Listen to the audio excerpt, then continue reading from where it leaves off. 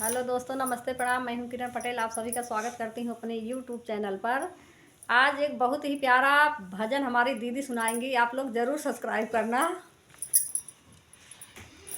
लंका में होत बा लड़ाई, कवना वीर बाड़ा चलाई। लंका में होत बा लड़ाई, कवना वीर बाड़ा चलाई। सोने की थाली में जेवना बनाए, सोने की थाली में जेवना जेवनाउना जेवई रघुराई, कवन वीर बाड़ा चलाई। जेवनाउना जेवई रघुराई, कवन वीर बाड़ा चलाई। लंका में होत बा लड़ाई, कवन वीर बाड़ा चलाई। जजड़े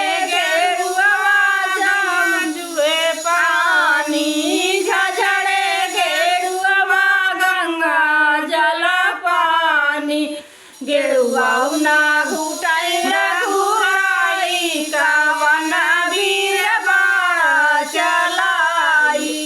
गेरुआउना घुटाई रघुराई, कवन वीर बाड़ा चलाई।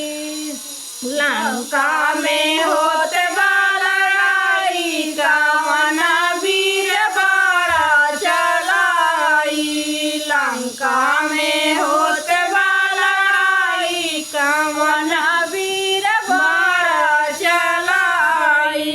लाची लवंग रस बीरा जोराए, लाची लवंग रस बीरा जोराए। गिरवाउना कुचाई रघुराई, कवन वीर बाड़ा चलाई।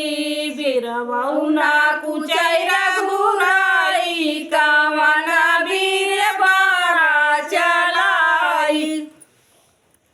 लंका में होत बा लड़ाई, कवन वीर बाड़ा चलाई।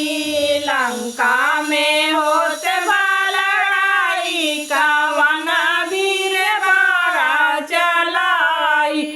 फूलाही चुनी चुनी से जा लगाए, फूलाही चुनी चुनी से जा लगाए।